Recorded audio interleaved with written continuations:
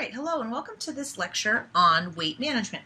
Here we're going to talk about some of the techniques for getting to a healthy weight, once you're getting there, how to stay there, and for some people that's going to mean losing weight, and for other people gaining weight. But we'll spend most of the time talking about weight loss because that's the issue or the need that faces a lot of our population. So let's talk about some of the approaches that are out there to tackling obesity. You can take full classes on even understanding obesity. So we're really kind of boiling it down to the nitty-gritty here, but there's approaches that involve research, medications you can take, surgery to lose weight, supplements, healthy dieting versus fad dieting, meal planning to lose weight, and there's another thing called the non-diet approach to weight loss. We're going to look at all of these briefly in this lecture. Let's start with research. There's a really cool group out there called the National Weight Control Registry, and it's based out of Brown Medical School. You can look it up online, nwcr.ws. Okay? In order to be involved in the National Weight Control Registry, you have to be what they call a successful loser. A successful loser is someone who's lost 1 pound or 30 pounds of weight and kept it off for the period of a year or more. Because the reality is anyone can lose 30 pounds. But if you can keep it off for a year or longer, you're doing something right. And researchers want to study what is it that people who are successful losers are all doing together, and then maybe we can make interventions that other people could copy to learn from their successful weight loss. Okay, so to be involved, you have to be at least 18 years of age, have lost 30 pounds, and maintain that weight loss for greater than a year.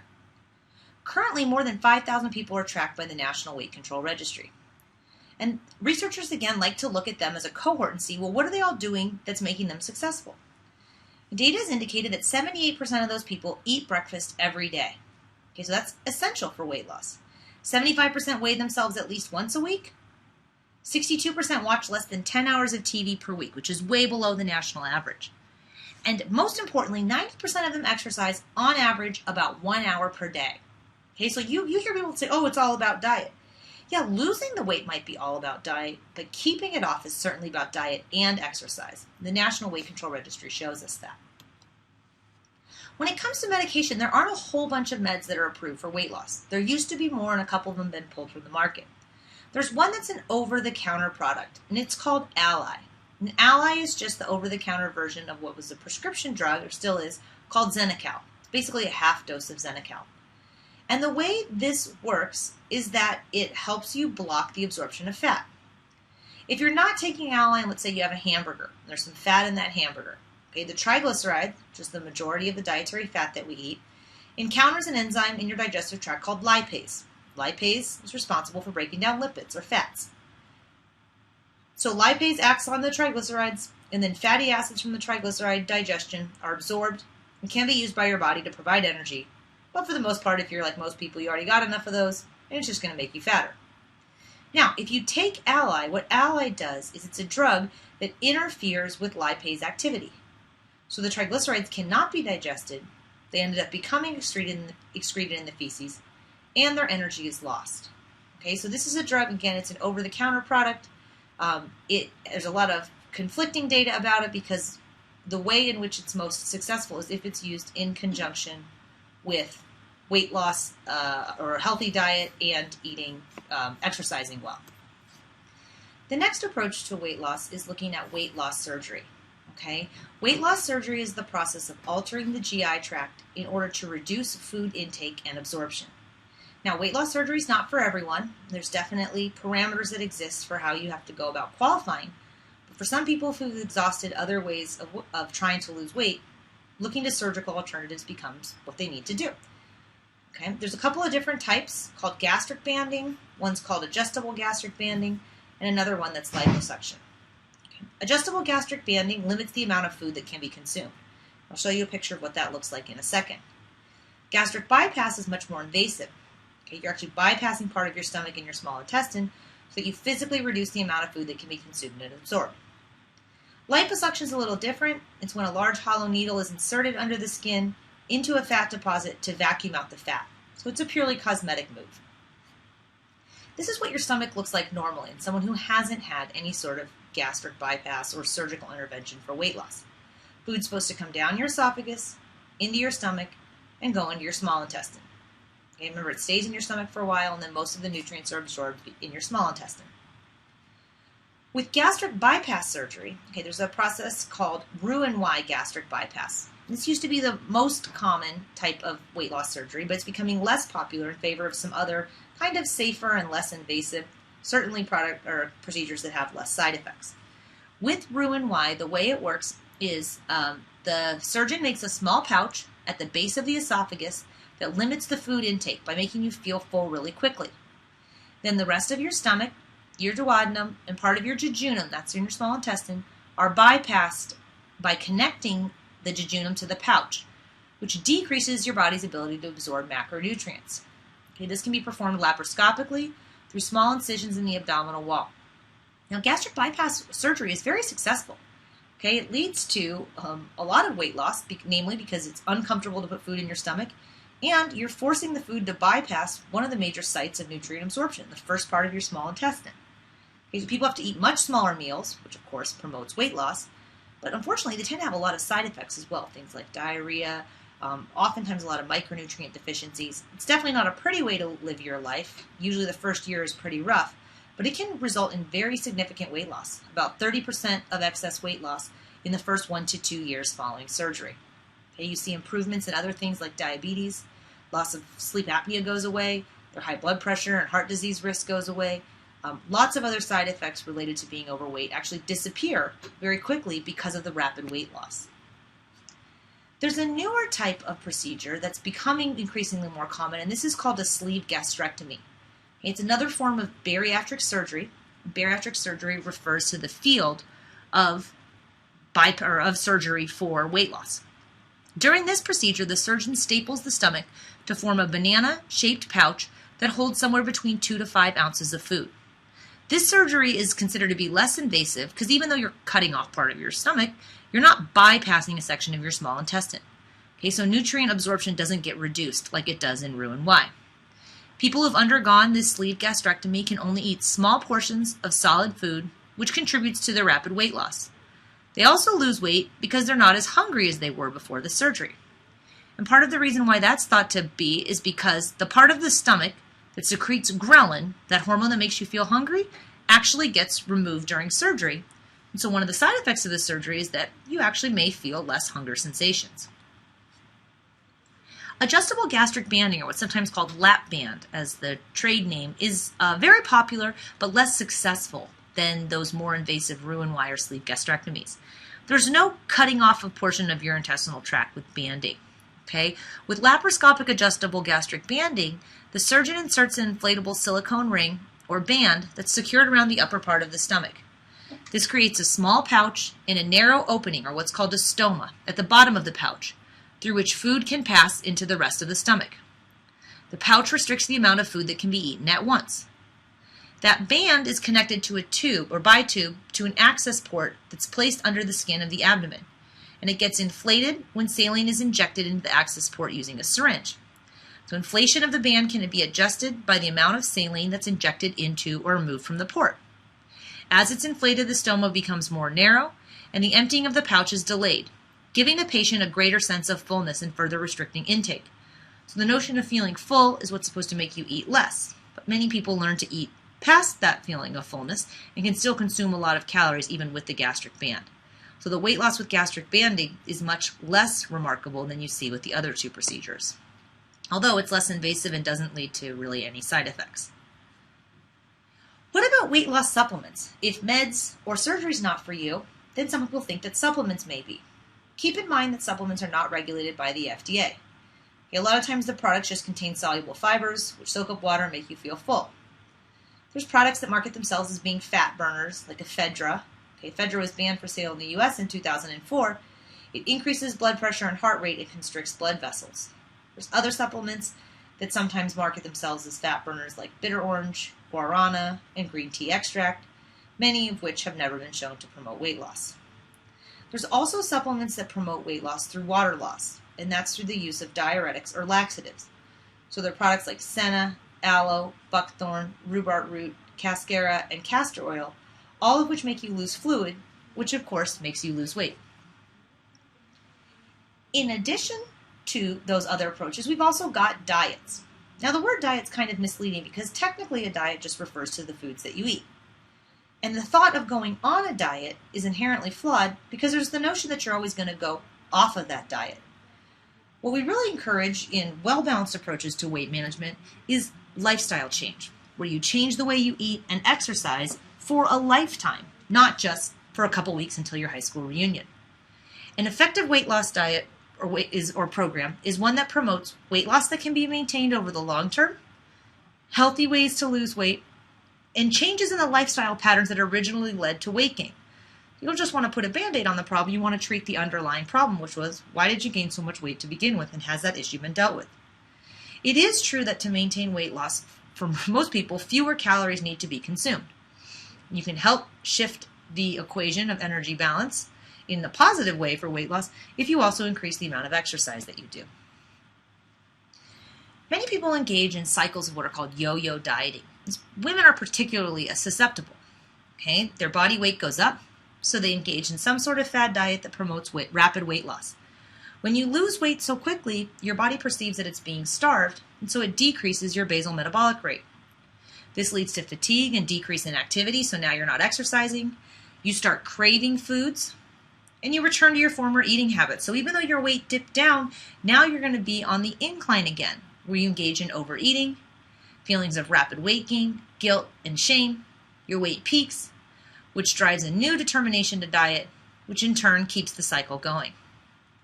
The reality is that most people who yo-yo diet, when they lose 10 pounds, they gain back 12. Then they lose 10 more, but they gain back 15. Then they might lose 12, but they gain back 13. They tend to gain back more of the weight that's lost for a net weight gain. You can see that it's very difficult on your metabolism, okay, to confuse your body like this. So oftentimes when you're working with someone to develop a healthier approach to weight management, you have to work to almost recalibrate their metabolism. Healthy meal planning is essential for successful weight loss and weight management. Most people will find that decreasing their calories by 500 under baseline will help them lose about 1 to 2 pounds a week. And 1 to 2 pounds of weight loss per week is the preferred rate of weight loss. We have data indicating that people who can lose weight at that rate are more likely to be able to keep it off. Okay, it's difficult to achieve nutritional adequacy if your calorie needs dip below 1,200 calories per day. So always beware of weight loss programs that promote very low calorie diets under 1,200. Here's an example of some comparison between energy-dense meals that have different meal sizes. For many people, the feeling of deprivation, if they're on a so-called diet, will lead them to kind of fall off of it in the sense that they feel like they're always hungry, that the foods that they're eating aren't making them feel satiated, and they're not inclined to eat that way. So take a look at the two meals that are compared here. The one on the left that has macaroni and cheese, baked beans with pork and sauce, and fried chicken gives you 607 calories. Okay, and then in the schematic you see it divided by the total weight. And there's energy density that's been calculated if you divide calories by weight at 1.77. We don't usually use energy density as a measurement like that, but it's driving home the point that if you compare that meal to the one on the right, which looks like a bunch more food, you see a cup of broccoli, 3 large tomato slices, a half of a large sweet potato, and half of a skinless roasted chicken breast. Altogether, that only equals 293 calories. And if you divide that by its total weight, it weighs about as much as the meal on the left, but you're getting much less calories per the amount of food that you're eating. So these are foods that are going to fill you up because they're high in fiber, plus they also have valuable vitamins and minerals, but there's significantly less calories, about half the calories in the plate on the right than you see on the left. And this is the principle that's espoused in the volumetrics approach to losing weight. The Volumetrics Diet is a book that's written by a very well-renowned researcher out of the University of Pennsylvania named Barbara Rolls. And her life's work has been studying how our eyes play tricks on our brain with regards to what our stomach feels. And her notion is that most people are inclined to feel more satiated or satisfied if they eat larger volumes of food. So she puts together meal plans that show you ways that you can eat a good amount of food that takes up space in your stomach and makes you feel full and is nutritionally dense, but yet contains a lot less calories than some of the other foods. So what you see pictured on the right is a comparison of a volumetrics meal on the bottom with a typical fast food meal. They have the same amount of calories, but of course there's a lot more food and it's much more nutrient dense in the picture on the bottom. Here you see a comparison of 2 days worth of food that look pretty similar, but yet have a difference of 1,100 calories per day. Okay, they both consist of a breakfast, a lunch, and a dinner. But take a moment to notice how some simple swaps can lead to a reduction of over 1,000 calories a day. Remember, it takes for most people a reduction of only about 500 calories per day to lose 1 to 2 pounds per week. So cutting back by 1,000 calories could help someone lose perhaps more than 2 pounds a week. Although, again, the preferred rate of weight loss is 1 to 2 pounds per week. Unless you're very, very obese, like some of the TV shows that you see, those people can lose between 3 to 5 pounds a week, but that's usually because they have a lot more weight to lose. As far as community strategies goes for tackling obesity, some proposed and current programs focus on issues such as creating safe communities that support physical activity, promoting the availability of healthy foods and beverages. Okay, so if the only place to buy food in your neighborhood is at a liquor store that has Flamin' Hot Cheetos and regular Dr. Pepper, the likelihood of you buying fruits and vegetables and water there is going to be slim. So programs are designed to help support healthy food and beverage choices, to encourage physical activity and limit time being sedentary. And then, of course, there's all sort of legislative programs, policies, and systems that focus on things like zoning, school food service, recreation, and transportation, all with the overarching effort to prevent and reduce obesity. And there's been a big influx in the overlap of the fields of urban planning and public health. That if we can design communities where people live that are conducive to exercising and eating well, we can improve the population's overall health. One of the last topics that we'll cover in the weight management lecture here is looking at what are called the ABCs of behavior modification. A stands for antecedent, B stands for behavior, and C stands for consequence. This is a simplification of a behavior modification technique. And we'll think of it in terms of the guy you see pictured here. Let's say his name is James.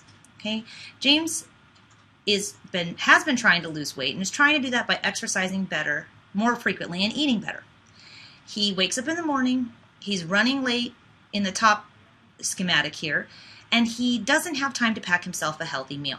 Okay, he goes to work, he's starving, it's 2 o'clock, he runs to the vending machine or goes to a fast food outlet, buys some cheap, unhealthy food, eats a ton, feels sluggish, and then is not real happy about how much he ate, but still gets through the rest of the day, comes home from work, and he wants to go exercise. But he's starving again because that food that he ate was not very nourishing or satiating.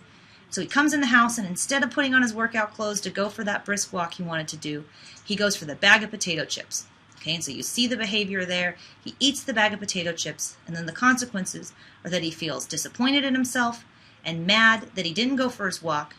And now he starts to make dinner for his family, but he doesn't feel inclined to eat it because he's full of all the potato chips that he ate. Okay? Now let's think of a healthier way where we could help James flip his ABCs to induce more positive behavior. James wakes up 10 minutes earlier than normal in order to prepare a healthy lunch for himself and some snacks to take to work. When it comes 12 or 1 o'clock, he has a healthy lunch to eat and avoids going to the drive-thru and doesn't hit up the vending machine.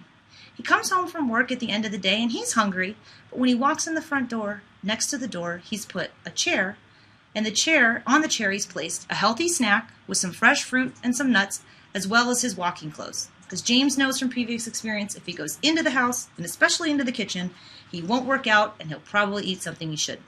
So he eats the healthy snack, he puts on his workout clothes, and he goes for a brisk walk. He comes home, he feels invigorated, he's not overly hungry, he makes a healthy meal for his family that he can enjoy and participate in.